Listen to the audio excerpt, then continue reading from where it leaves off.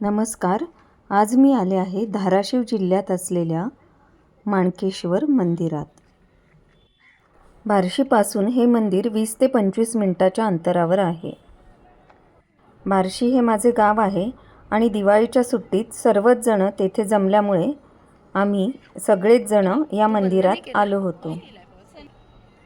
हे मंदिर विश्वरूपा नदीच्या काठावर आहे आणि भूम तालुक्यात आहे.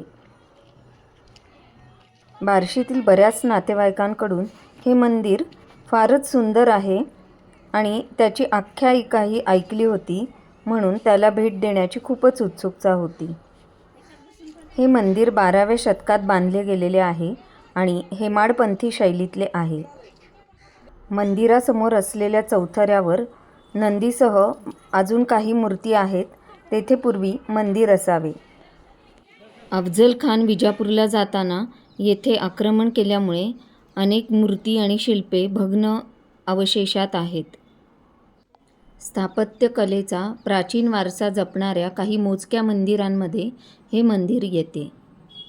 एका आख्यायिकेनुसार असुरांनी हे मंदिर एका रात्रीत बांधले आणि ते पहाटे नाहीसे झाले. मुखमंडप, सभामंडप, अंतराळ व गर्भगृह अशी याची रचना आहे.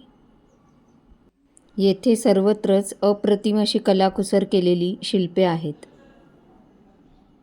मुख्य गर्भगृह हे अंतराळापेक्षा 8 फूट खोल आहे. गर्भगृहात जमिनीवर शिवपिंडी आहे. मंदिराच्या बाह्य भिंतींवर पण अशी सुंदर सुंदर शिल्पे आहेत.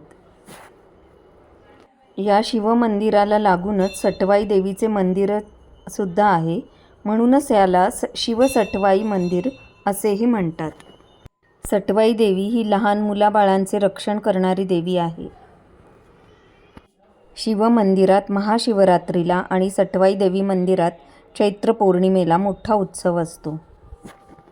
तर असे हे जुने अप्रतिम कलाकुसर असलेले शिवसटवाई मंदिर नक्कीच सर्वांनी पाहावे.